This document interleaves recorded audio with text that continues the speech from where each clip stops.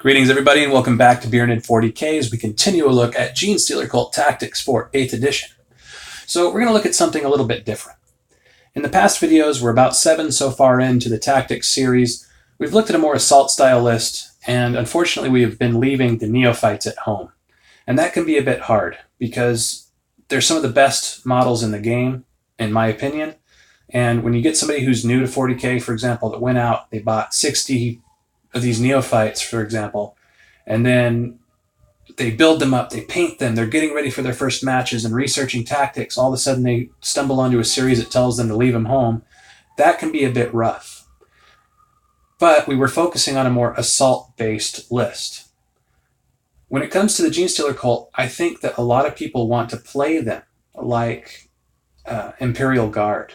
Like Imperial Guard, but with Tyranids. I think it's fluffy, and you know, I understand that.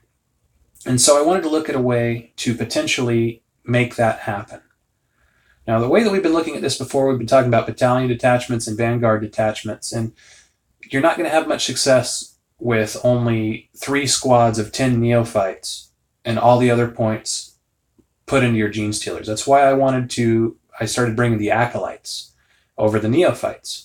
But if you're going to play them like Guard, then take a brigade detachment, not a battalion and vanguard, a brigade detachment, and take 6 squads of 20 Neophytes. If you want to play them like Guard, play them like Guard.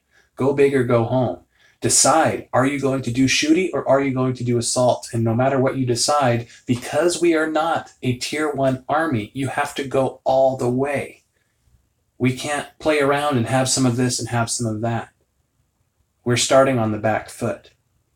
So if you want to play Cult Guard, play them like Guard, have huge amounts of troops on the table. Now, we don't have access to orders. That is a challenge, but we have slightly better leadership, and we have the ability to cult ambush.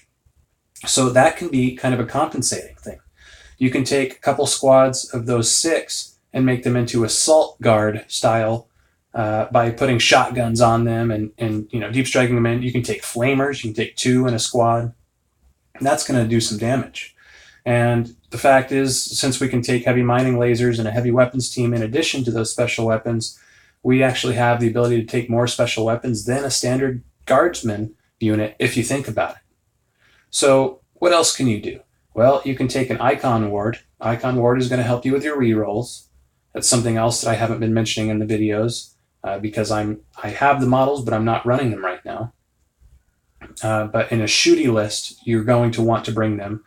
Take 2, possibly even 3, and, stick them with your gun line. Also, if you're going to go shooting and you're going to play like Guard, take the Colt Lehman Russes. Again, I haven't been taking them in my assault style list, but not only is it fluffy, it will help support your chaff, and it's good to have some big guns in addition to your squishies.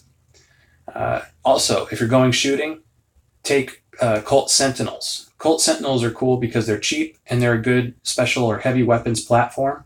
You can take las cannons, you can take hunter-killer missiles, and for a Shooty list, that's definitely going to be a good thing. So why would you want to do this? Like I said, we've talked about the Neophytes and things. People just love them. But I think that there is an important thing to consider with your guys, and that is the individual narrative of your cult.